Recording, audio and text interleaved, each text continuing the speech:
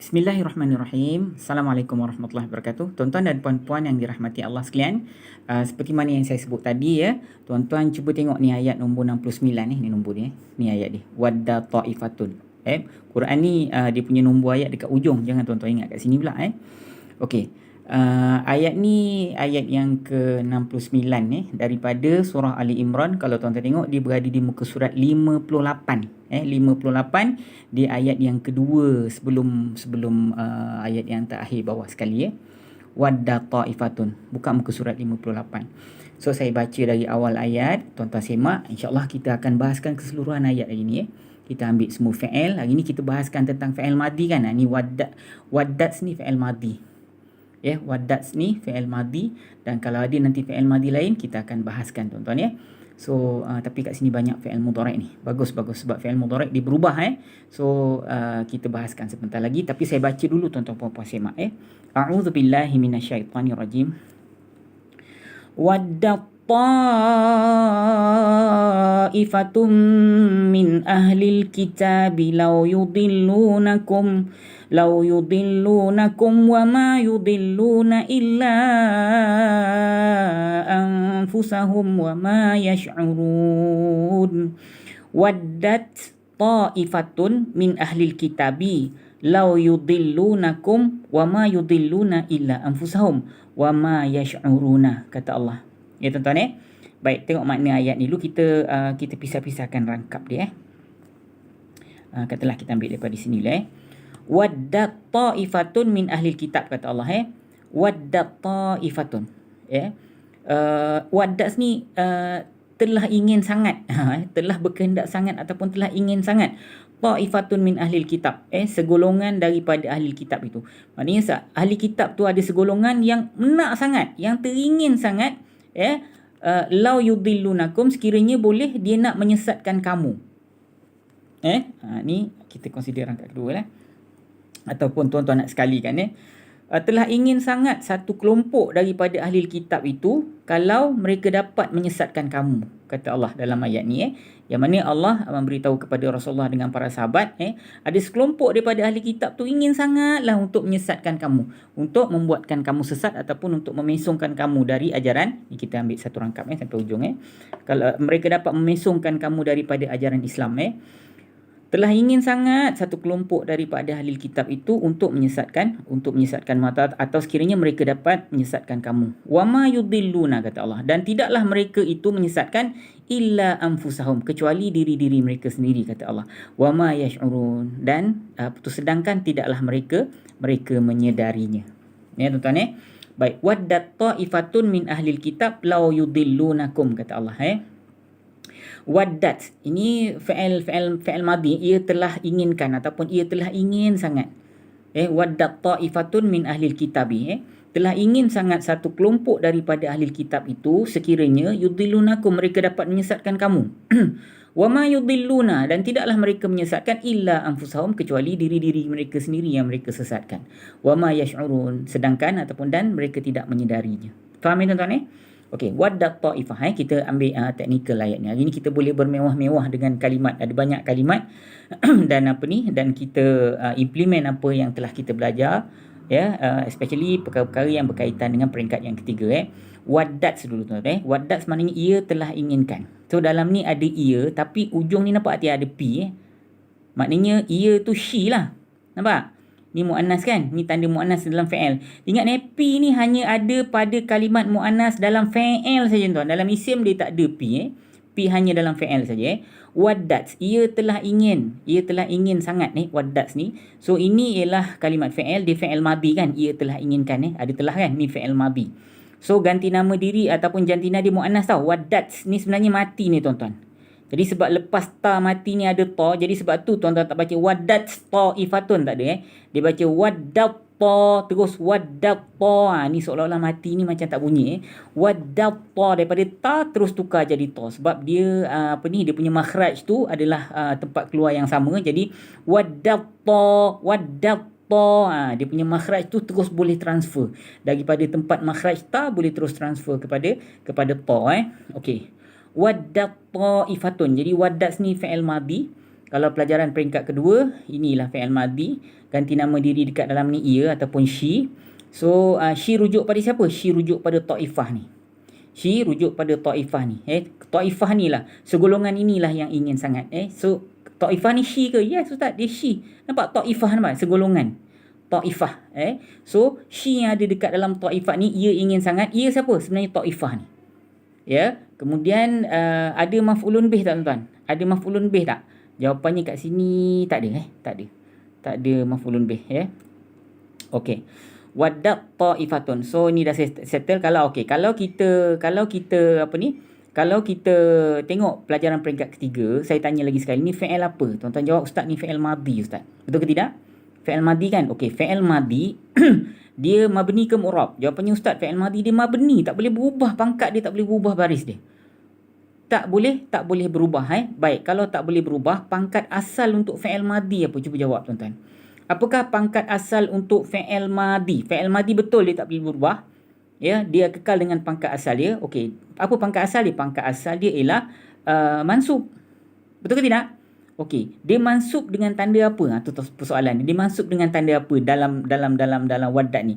Dia mansub dengan tanda mati Ustaz. Nampak ni? Mansub selalu pakai fathah kan? Tapi dekat sini ini fi'il apa? Fi'il madhi. Fi'il madhi dia mabni. Okey, dia mabni, mana tanda mabni dia? Baik, tanda mabni dia ni baris mati dekat ujung ataupun ta mati Ustaz. Nampak tak?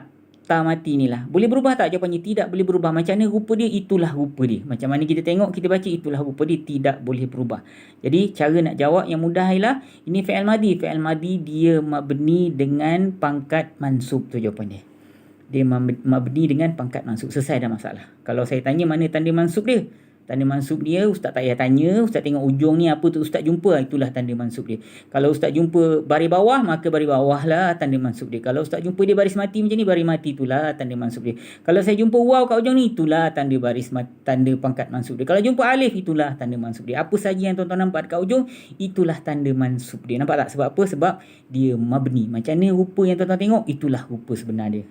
Tapi fi'il mudhari' dia ada perbahasan panjang sebab fi'il mudhari' ni dia ada mabni, dia ada mu'rab dia. Dia ialah kalimat mu'rab, boleh berubah. Dia boleh berubah daripada marfu', boleh berubah menjadi mansub ataupun boleh berubah menjadi majzum. Okey, ta'ifatun.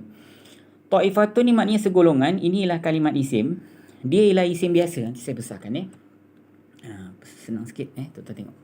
Okey, ta'ifatun Ta'ifatun ni ialah kalimat isim.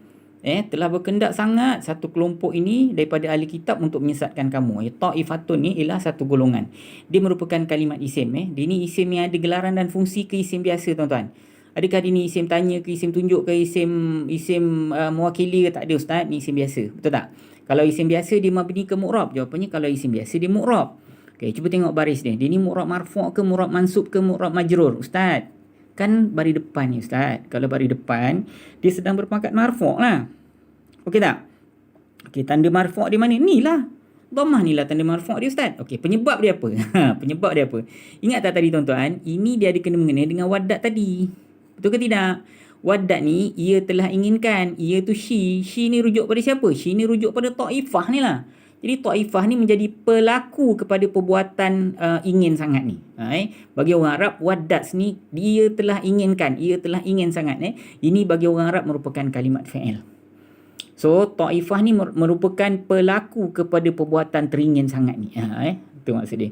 Jadi kalau tanya kenapa Taifah ni dapat pangkat marfu'? Kerana dia merupakan pelaku ataupun fa'il.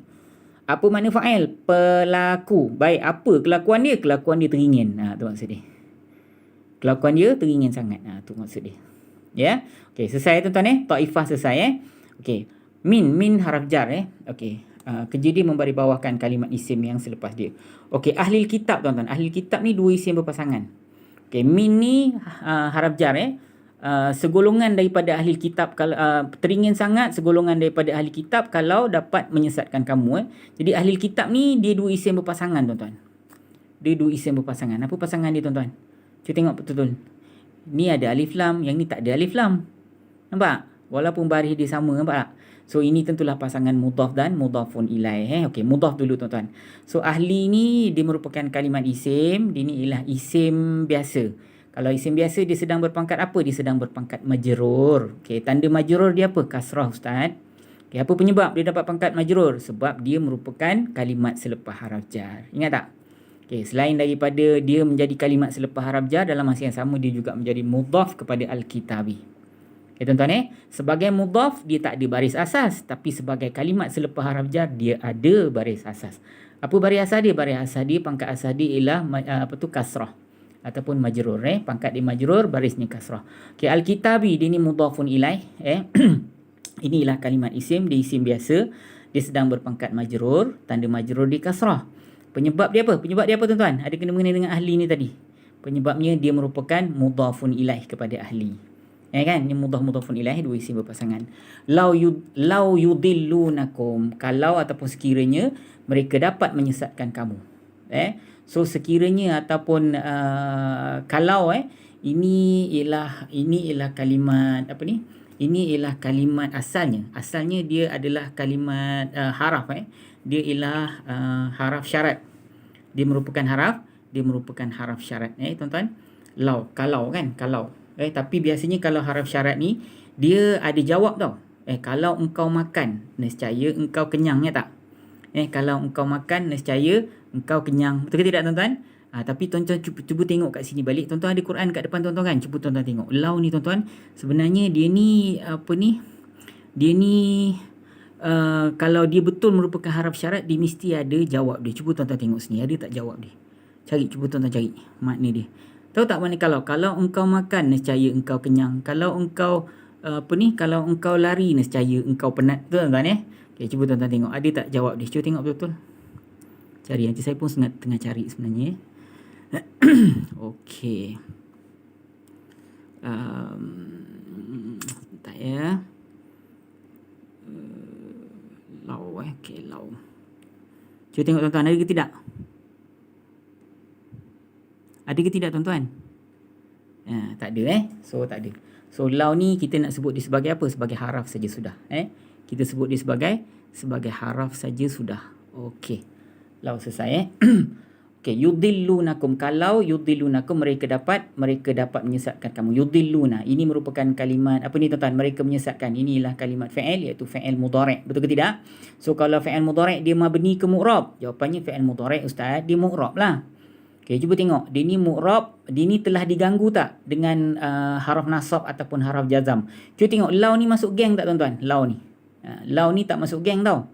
Lau ni haraf jazam pun bukan, haraf nasab pun bukan, haraf jazam pun bukan, haraf nasab pun bukan. Tak percaya cuba tuan-tuan buka diagram Moran tuan-tuan So lau ni tak masuk geng. Jadi kalau tak masuk geng, dia tidaklah dia tidak mengubah pangkat asal fi'il mudhari' yudilluna ini. So kalau yudilluna ni berada di pangkat asal untuk fi'il mudhari' apa? Marfu' kan? So dia berada dalam keadaan marfu'. Jadi kalau di marfu', Allah nak tunjuk yang kalimat ini sedang berpangkat marfu', Allah pakai 3 teknik. Teknik yang pertama, kadang-kadang Allah pakai dhammah lah. Teknik kedua, pakai haraf illah kalau ujung dia haraf illah. Tapi kalau dia termasuk dalam kelompok fi'il mudhari' yang 5, maka cara nak tunjukkan dia sedang marfu' ialah dengan cek nun dekat ujung ni. So apa dia fi'il mudhari' yang 5 tu tuan-tuan? Geng fi'il 5. Huma, antuma, hum, antum dan anti. Kat sini kan mereka. Mereka ni hum lah. Betul ke tidak? So dia ni termasuk dalam fi'il mudhari' yang 5. Jadi cara dia macam ni nak tunjukkan dia sedang marfu', pakai cek nun dekat ujung. Okey, apa ganti nama diri dekat dalam ni? Mereka rujuk pada siapa? Mereka rujuk kepada segolongan daripada ahli kitab tu. Mereka nak sangat, kalau boleh mereka nak menyesatkan kamu kan. So mereka tu rujuk kepada ahli, sebahagian segolongan ahli kitab tu. So ada tak maf'ulun bih? Jawapannya tentulah ada ustaz. Sebab kaedah kita, kalau ada ganti nama diri, dia melekat selepas kalimat fi'il, secara automatik ganti nama diri ini menjadi maf'ulun bih. Betul ke tidak? So ini adalah maf'ulun bih dia. Okey tak tuan-tuan? Ini maf'ulun bih dia. So kum ni tuan-tuan, dia merupakan kalimat isim, dia merupakan isim yang ada gelaran dan fungsi, iaitu isim dhamir kan. So dia jadi dhamir kepada siapa tuan-tuan? Cuba tuan-tuan jawab.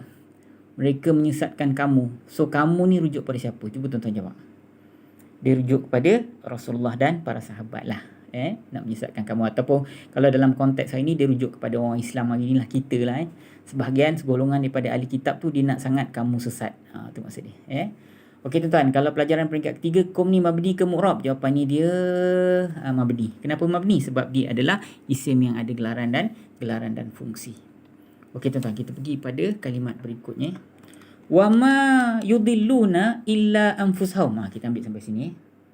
Wa ma yudilluna illa anfusahum. Kita sampai anfusahum. Wa dan tuan. Wa dan. Inilah kalimat haraf. Haraf apa wa? Haraf wa tuan. Inilah haraf ataf. Ma maknanya tidak. So kalau ma tidak ni isim ke fi'il ke haraf? Ma ada ma apa yang kan? Ada ma apakah? Ma apa yang dengan ma apakah itu isim. Ma apa yang isim mewakili, mausul, isim mausul. Tapi kalau ma apakah itu isim tanya. Tapi ni ma tidak. Kalau ma tidak maknanya ini ialah haraf. Haraf apa? Haraf nafi lah, tidak. Yudilluna mereka menyesatkan illa anfusahum, kecuali diri-diri mereka sendiri. Dan tidaklah mereka sesatkan kecuali diri-diri mereka sendiri. Yudilluna. Ini merupakan kalimat fi'il. Fi'il apa ni tuan-tuan? Ini ialah fi'il mudhari'. Betul ke tidak? Okay, kalau fi'il mudhari' dia mabni ke mu'rab, jawapannya fi'il mudhari' dia mu'rab. Dia mu'rab. Asalnya fi'il mudhari' ni dia marfu'. Betul ke tidak? Tapi dia boleh berubah menjadi mansub ataupun majzum kalau dia diganggu. Saya nak tanya tuan-tuan, kalimat yudilluna ini dia telah diganggu ataupun tidak? Ma ni masuk tak geng? Tak masuk. Ma tak masuk. Geng kereta pun tidak, geng motor pun tidak. Jadi yudilluna ni dia berada dalam keadaan asal dia marfu'. Betul ke tidak? Ganti nama diri dekat dalam ni mereka tuan-tuan. Mereka. So saya nak tanya soalan kuis kita tuan-tuan, yudilluna ni Allah pakai teknik nombor berapa untuk tunjukkan dia sedang berpangkat marfu'? Ataupun dalam erti kata lain, manakah tanda marfu' dalam kalimah fi'il mudhari' yudilluna ini? Dia marfu', dia berada dalam keadaan asal. Mana tanda marfu' ni? Tu soalan saya. So bagi tahu kat saya mana tanda marfu' pada fi'il mudhari' ini. Jawab hantar pada 0108173131. Illa ni haraf pengecualian. Anfusahum, anfusa diri-diri, ini merupakan kalimat isim. Ini ialah isim apa? Isim biasa. Kalau isim biasa dia sedang berpangkat mansub. Sebab apa pangkat mansub? Dia ini merupakan yang dikecualikan oleh ilah. Apa ni? Kalau tuan-tuan pergi diagram isim yang warna biru tu, tengok salah satu dari 11 tanda mansub ialah kerana dia adalah yang dikecualikan ataupun mustasna dia panggil. So dia dapat pangkat mansub ialah kerana dia mustasna. Mustasna makna apa? Yang dikecualikan. Mana haraf pengecualian? Illa ini. Okey, selain daripada itu anfusa ni menjadi mudhaf. Hum menjadi mudhafun ilaih. Mudhafun ilaih. So hum merupakan mudhafun ilaih kepada anfusa. So ini ialah isim biasa. Dia ialah isim yang ada gelaran dan fungsi. Gelarannya ialah isim dhamir. So dia jadi dhamir pada siapa tuan-tuan? Dia jadi dhamir kepada orang-orang kafir itu juga. Orang sebahagian segolongan daripada ahli kitab yang nak sesatkan kamu, balik pada mereka. So sampai itu cukup tuan-tuan. Banyak dah kalimat yang kita bincangkan hari ini. So tolong jawab saya, yudilluna ni mana tanda marfu' dia? Manakah tanda marfu' dia? Dan tolong hantar ke 0108173131. Terima kasih atas perhatian. Assalamualaikum warahmatullahi wabarakatuh.